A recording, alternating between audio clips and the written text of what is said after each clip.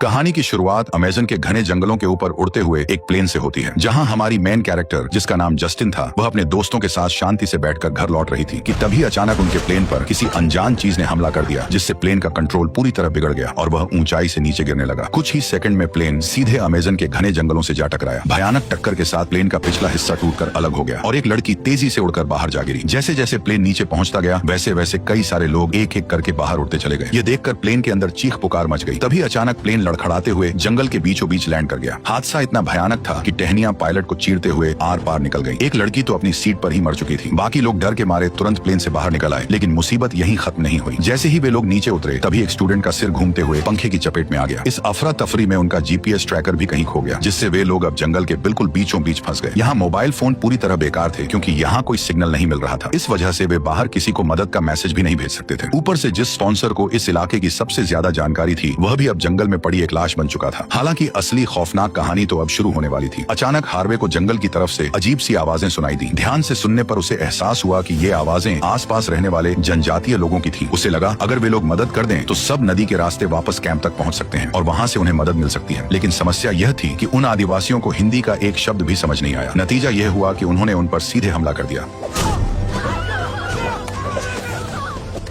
हमले की वजह से हार्वे की गर्लफ्रेंड मारी गई और बाकी सभी लोगों को किसी जहरीले डार्ट से बेहोश कर दिया गया। कुछ देर बाद जस्टिन की आंखें खुली। होश आते ही उसने खुद को एक लकड़ी की नाव में पड़ा पाया। नाव के आगे पीछे बैठे लोग उसी जंगल की जनजाति के थे। घबराकर वो तुरंत अपने हाथों में बंधी रस्सी खोलने लगी, लेकिन जैसे ही उसने हिलने की कोशिश की, तभी एक आदिवासी उस पर चिल्ला पड़ा। पूरी तरह काले रंग से पुता ये आदमी इंसानों को खाने वाले कबीले का बेरहम कसाई था। जैसे ही नाव किनारे पर पहुंची, तभी कबीले के बाकी लोग भी दिखाई दिए, जिनमें चाहे बच्चे हों या बूढ़े, सभी ने अपने शरीर को लाल रंग से रंग रखा था। कुछ ही देर में पकड़े गए स्टूडेंट्स को उठाकर आदिवासियों के गांव ले जाया गया। गांव पहुंचते ही उनका अजीब तरीके से स्वागत हुआ। हर कोई उन्हें अजीब तरीके से छूने लगा, मगर पेड़ों पर टंगे कंकालों और बांसों पर टंगी इंसानी खोपड़ियों को देखकर उनकी हालत और भी खराब हो गई। जब वे आदिवासियों के रहने वाले बड़े झोपड़ों तक पहुंचे, तभी एक बूढ़ा आदमी लाठी टेकता हुआ सामने आया। वह इसी कबीले का बुजुर्ग मुखिया था। पूरे कबीले में उसकी बात पत्थर की लकीर मानी जाती थी। उसने बस अपनी लाठी जमीन पर ठोकी, तभी शोर मचाते सभी नरभक्षी अचानक शांत हो गए। फिर वह धीरे धीरे स्टूडेंट्स के पास आया और एक एक करके उसने सबको ध्यान से देखा। इसके बाद वह अपनी भाषा में कुछ बोलने लगा। स्टूडेंट्स को उसकी एक भी बात समझ नहीं आई। वे सब हैरानी से एक दूसरे को देखते रहे। थोड़ी देर बाद उन्हें वहां से ले जाया गया। फिर सबको एक सुअरों वाले पिंजरे में बंद कर दिया गया। पिंजरे के बाहर आदिवासियों की भीड़ जमा थी। वे सब उन्हें ऐसे घूर रहे थे जैसे कसाई खाने में खड़े जानवरों को काटने से पहले घूरा जाता है। मगर मोटा लड़का उनसे भी ज्यादा बदकिस्मत निकला। उसे वहीं अलग छोड़ दिया गया। तभी एक बूढ़ी औरत उसके पास आई। उसने उसे एक कटोरे में एक अजीब सा पानी पकड़ाकर जबरदस्ती पिला दिया। अगले ही पल उसे धक्का देकर एक बड़ी चट्टान पर लिटा दिया गया। उसके हाथों की रस्सी भी काट दी गई। जब तक उसे होश आया, तब तक कई हट्टे कट्टे लोगों ने उसके हाथ पैर दबोच लिए। फिर कबीले का मुखिया उसके सामने आकर खड़ा हुआ और उसने बड़ी बेरहमी से एक ही झटके में अपने चाकू से मोटे की आंखें बाहर निकाल ली और बड़े स्वाद से उन्हें छकने लगा। इसके बाद उसने उस मोटे लड़के की जीभ भी निकाल ली और बड़ी बेरहमी से उसे भी खा गया। उसी समय काले कसाई ने बड़ा सा चाकू उठाया और एक एक करके मोटे के हाथ पैर काटने लगा। कुछ ही देर में मोटा बेरहमी से टुकड़ों में काट दिया गया। ये नजारा देखकर मुझे बस यही लगा कि शायद बहुत ज्यादा मोटा होना भी खतरनाक है, क्योंकि अगर कभी ऐसे लोगों के हाथ लग गए तो सबसे पहले मोटे आदमी का ही गेम बजेगा। उसकी लाश अब आदिवासियों के लिए पकाए जाने वाले खाने में बदल चुकी थी। वे उसके शरीर को ठीक उसी तरह काट रहे थे जैसे कोई कसाई सुअर का मांस तैयार करता है। उन्होंने शरीर के हर हिस्से को बड़े ध्यान से अलग किया, जबकि धड़ पर खास मसाले जैसा लेप लगाने के बाद उसे मिट्टी के बने भट्ठे में डालकर भूनने के लिए छोड़ दिया गया। कुछ ही देर में मांस की गंध पूरे गांव में फैल गई। यहाँ तक कि बच्चे भी लालच में लार टपकाने लगे। दूसरी तरफ जस्टिन और उसके साथी ये देखकर और भी घबरा गए। अब उन्हें पूरी तरह यकीन हो चुका था कि वे सच में नरभक्षियों के पाले हुए शिकार बन चुके हैं। लेकिन उन सब में से सिर्फ हार्वे बिल्कुल शांत था। उसने फोन निकालकर सिग्नल ढूंढने की कोशिश की ताकि मदद मांग सके, मगर इस सब का कोई फायदा नहीं हुआ। कबीले के लोग जिस तरह बैठकर खाना खा रहे थे, वह नजारा किसी इंसानी दावत जैसा ही लग रहा था। फर्क बस इतना था कि उनकी थाली में रखा खाना इंसान का मांस था। हालांकि यह कबीला सुअर और गाय भी पालता था। इसी के साथ वे इंसानों को भी कैद करके रखते थे। पिंजरे में बंद लोग वहीं खाते पीते और वहीं अपनी जरूरतें पूरी करते थे। लेकिन रात होते ही नरभक्षी जल्दी सो गए, क्योंकि पूरे गांव में बिजली नहीं थी। अंधेरा दूर करने के लिए उन्होंने आग जला ली। मौका देखकर कॉलेज के स्टूडेंट धीरे धीरे आपस में भागने का प्लान बनाने लगे। दाढ़ी वाले आदमी ने कहा कि अगर उनका जीपीएस ट्रैकर मिल जाए तो वो बाहर से मदद मांग सकता है, लेकिन हार्वे ने कहा कि इस सब का कोई फायदा नहीं, क्योंकि यह आदिवासी हर जगह तैनात है और जैसे ही ये लोग उस मोटे के मांस को खा लेंगे, तब वह हम सबको भी मार डालेंगे। ये सुनते ही जस्टिन का गुस्सा फूट पड़ा, क्योंकि उन्हें यहाँ लाने वाला हार्वे ही था और उसी की वजह से उन लोगों की जान अब खतरे में थी। लेकिन वे चुपचाप मौत का इंतजार नहीं कर सकते थे। इसलिए एक लड़की ने पिंजरे की छत से बाहर निकलने की कोशिश की, लेकिन जैसे ही उसने सिर बाहर निकाला, पहरा दे रहे आदिवासी ने उसे तुरंत बेहोशी वाला तीर मार दिया, जिससे वो वहीं बेहोश होकर गिर पड़ी। अगली सुबह जस्टिन के पास एक छोटा आदिवासी लड़का बैठा हुआ था। उसकी नजर जस्टिन के गले में लटक रहे हार पर टिकी हुई थी। वह उस अजीब सी सीटी को देख रहा था। जस्टिन ने सोचा कि शायद उसे दोस्त बनाने से वे लोग यहाँ से भाग सकते हैं, इसलिए उसने उसी हार से एक सुरीली सीटी बजा दी। आवाज सुनते सुनते ही काला कसाई अपने साथियों के साथ वहां पहुंचा। उसने सभी लड़कियों को बाहर निकाल दिया और उन्हें उसी जगह ले गया जहां मोटे लड़के को काटा गया था। फिर उनके शरीर से कपड़े उतरवा दिए गए। कबीले का बुजुर्ग फिर से एक एक करके सबकी जांच करने लगा। कुछ देर बाद 2 लड़कियों को वापस पिंजरे में भेज दिया गया, लेकिन जस्टिन को अलग ले जाया गया। थोड़ी ही देर में आसमान से तेज बारिश शुरू हो गई। बारिश बढ़ते ही पहरेदारों को छोड़कर बाकी सभी आदिवासी अपने झोंपड़ों में लौट गए। ये मौका देखकर अंदर मौजूद एक लड़की ने भागने का सोचा। उसने फोन की रिंगटोन बजाकर आदिवासी का ध्यान भटका दिया, फिर फुर्ती से पिंजरे के ऊपर चढ़कर बाहर निकल गई। कॉलेज में वह तेज दौड़ने वाली एथलीट थी, इसलिए फिसलन भरी जगह में भी उसकी रफ्तार कम नहीं हुई। तभी उसकी नजर नदी किनारे पड़ी एक लकड़ी की नाव पर गई। वो तुरंत दौड़कर नाव के पास पहुंची और वहां से भाग निकली। बारिश रुकने के बाद जस्टिन को आदिवासी वापस घसीटते हुए ले आए। खुशकिस्मती से उसके शरीर पर कोई चोट नहीं थी, लेकिन उसके चेहरे और शरीर पर अजीब सा लाल सफेद रंग पोत दिया गया था। उसके साथी समझ ही नहीं पाए कि इसका मतलब क्या है। यहाँ तक कि हार्वे भी पूरी तरह कंफ्यूज था। तभी उन्हें एक आदिवासी लड़की दिखाई दी जिसके दोनों पैर कसकर बांधे गए थे। उसे देखते ही सबको बात समझ आ गई। दरअसल यह सभी आदिवासी जल्द ही जस्टिन के साथ शादी रचाने वाले थे और उसके साथ ऐसी ऐसी चीजें करना चाहते थे जो किसी की सोच से भी परे थी। ये बात पता चलते ही जस्टिन और भी ज्यादा घबरा गई। तभी हार्वे ने कहा कि जस्टिन को खुद को लकी समझना चाहिए, क्योंकि जिनकी उनसे शादी होती है वे और कैदियों से थोड़ा ज्यादा समय तक जिंदा रहते हैं। ये सुनते ही दाढ़ी वाले ने हार्वे को अपना मुंह बंद रखने के लिए कहा। फिर उसने जस्टिन को दिलासा दिया और कहा कि वे लोग यहाँ से जरूर भाग निकलेंगे। इसी दौरान कुछ आदिवासी खाने के कटोरे लेकर पिंजरे की तरफ आए। खाना बांटते समय जस्टिन की नजर फिर उसी छोटे आदिवासी लड़के पर पड़ी। इस बार उसने फिर से सीटी बजाई। लड़का उस आवाज को बिना रुके सुनता रहा। उधर हार्वे उसका मजाक उड़ाते हुए बोला कि यह सब बेकार की कोशिश है। फिर वो कटोरे में रखा अजीब सा खाना खाने लगा। पास बैठी सुनहरे बालों वाली लड़की हिचकिचा रही थी, क्योंकि वह वेजिटेरियन थी, मगर वह भूख बर्दाश्त नहीं कर पाई और इंसानी मांस के टुकड़े खाने लगी। लेकिन कटोरे के खाली होते ही जब उसने उसमें पड़ा टैटू देखा तो उसे समझ आ गया कि वह जिस इंसान के मांस के टुकड़ों को खा रही थी वह असल में उसकी दोस्त थी, जो यहाँ से बच निकल कर भागी थी। सदमे में आकर उसने तुरंत कटोरा तोड़कर अपना गला काट लिया। असल में आदिवासियों ने उसकी दोस्त को चोरी छुपे मारकर पका दिया था, लेकिन जब तक उसके बाकी दोस्त कुछ समझ पाते तब तक लड़की की सांसें रुक चुकी थी। लेकिन वे लोग नहीं चाहते थे कि उसकी मौत बेकार जाए, इसलिए उन्होंने चुपके से उसके मुंह को खोलकर डंडी की मदद से नशीले पत्ते उसके गले के अंदर ठूंस दिए, ये सोचकर कि अगर नरभक्षी इसे खा लेंगे तो पूरा कबीला नशे में डूब जाएगा। आदिवासियों को उनकी यह चाल बिल्कुल पता नहीं चली। जब काला कसाई वहां आया उसने बिना देर किए लाश के टुकड़े कर दिए, फिर धड़ को उसी मिट्टी के भट्ठे में डाल दिया। कुछ ही देर में मांस की तेज खुशबू फैल गई। खाना खाते ही कई आदिवासी अजीब हालत में डगमगाने लगे, मानो उन्हें इससे पहले इतना ताकतवर नशा कभी नहीं मिला हो। मौका देखकर जस्टिन और दाढ़ी वाला लड़का तुरंत पिंजरे से बाहर भाग निकले, लेकिन जैसे ही दूसरा लड़का भागने लगा तभी हार्वे ने उसे डांट मारकर बेहोश कर दिया, ताकि हार्वे उनका पहला शिकार न बने। जस्टिन के पास उसे बचाने का समय नहीं था, इसलिए वे तुरंत वहां से दूर भाग गए। कुछ देर बाद लड़का बेहोशी से जाग गया। आंख खुलते ही उसने देखा कि 2 आदिवासी उसके सामने बैठे हैं, जो अभी भी नशे के असर में अजीब तरह से हंस रहे हैं। ये देखकर उसे लगा कि शायद वह चुपचाप भाग सकता है, लेकिन नरभक्षियों को अब इंसानी मांस की आदत लग चुकी थी, इसलिए उनमें से एक ने अचानक उसका हाथ पकड़कर दांतों से चबा डाला। ये देखकर वह डर के मारे उठकर पूरी ताकत से भागने लगा, मगर आसपास मौजूद बाकी आदिवासी तुरंत उस पर टूट पड़े। कुछ ही सेकंड में चारों तरफ से भीड़ उसे घेर चुकी थी। हर कोई उसके शरीर को चील कौओं की तरह नोचने लगा। पलक झपकते ही उसका शरीर बुरी तरह टुकड़ों में बंट गया। उधर जस्टिन और दाढ़ी वाला लड़का नदी के किनारे किनारे ऊपर की तरफ बढ़ते रहे। उन्हें लगा कि अब वे जल्द ही रेस्क्यू टीम के करीब पहुंच जाएंगे। तभी अचानक नदी पार करते वक्त जस्टिन का पैर फिसल गया। वह सीधे तेज बहाव वाले पानी में जा गिरी। उसकी चीख सुनते ही दाढ़ी वाला आदमी भी घबरा गया। उसने सब भूलकर नदी के किनारे किनारे उसका पीछा करना शुरू कर दिया। फिर उसने एक डाल की मदद से जैसे तैसे जस्टिन को नदी से बाहर खींच लिया। इसके बाद वे जंगल के अंदर की ओर बढ़ने लगे और उसी जगह पहुंच गए जहां उनका प्लेन गिरा था। यहाँ मारे गए लोगों की लाशें बांसों पर टंगी हुई थी। धूप और हवा में सूखकर वे अब नरभक्षियों का लजीज खाना बन चुके थे। ये नजारा देखकर जस्टिन डर से कांप उठी, मगर दाढ़ी वाला आदमी सीधे प्लेन के मलबे की तरफ दौड़ा, जहां आखिरकार उसे उसका जीपीएस ट्रैकर मिल गया। लेकिन ट्रैकर की बैटरी खत्म हो चुकी थी, इसलिए वह पूरी तरह बंद था। तभी अचानक जस्टिन को मोबाइल की रिंगटोन सुनाई दी। दोनों तुरंत पास पड़ी लाशों की जेबें टटोलने लगे। आखिरकार उन्हें हार्वे की गर्लफ्रेंड की जेब में फोन मिल गया। लेकिन जैसे ही वे दोनों खुश होने लगे तभी अचानक वहशी कुत्तों की तरह ढूंढ रहे आदिवासी उन तक पहुंच गए।